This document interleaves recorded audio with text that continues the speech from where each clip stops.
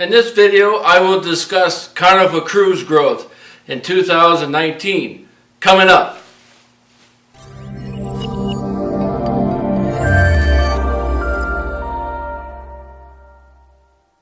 Hey, what's up? Tim with Quantum Finance, bringing you the best investments and helping you make most of your money grow and outlive your lifestyle. On this show, we do a lot of business news along with strategies and stocks, just like this one. So if you're new here, think about subscribing. Mark Zuckerberg said this: the biggest risk is not taking any risk. In a world that's changing really quickly, the only strategy that is guaranteed to fall is not taking any risk. Very powerful quote by Mark Zuckerberg, CEO of Facebook. Carnival, symbol CCL. Outlook for 2019 is slower than expected growth. However, the stock is attractively fair value.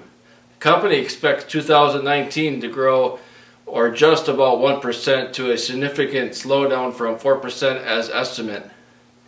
I think investors can expect the first half of 2019 to be near bottom returns, but I strongly believe the second half of 2019 will be stronger. The company remains strong in paying down the debt, and spending remains healthy. As the U.S. consumer spending is healthy, one as well. For Carnival, downside for improving the cost of fuel in 2019, which Carnival forecasts to rise just 0.5%.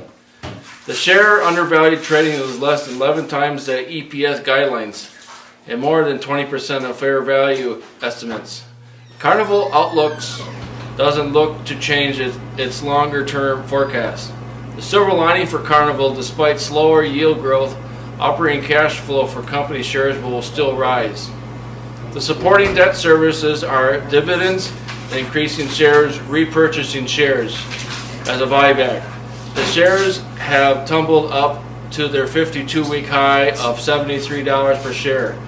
With the least balance sheet of the three sizable public traded cruise operators, Carnival is trading more narrowly than its peers. Norweigan, symbol NCLH, World Dutch Caribbean, RCL.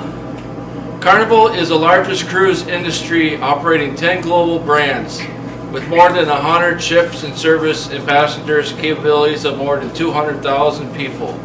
Effectively scale size of its lowest unit cost in the industry. Carnival makes it less than 4% of the U.S. market, which is less than 3% in Europe, and upside potential remains significant. The repositioning of deployment of ships to faster growing to Asia Pacific should help balance supply in high capacity regions like the Caribbean, which should provide more strategic balance tactics globally. Carnival has the best ability to capitalize on these oversized international markets. Domestically, the aging population remains key, supplying on demand imbalance in the cruise industry.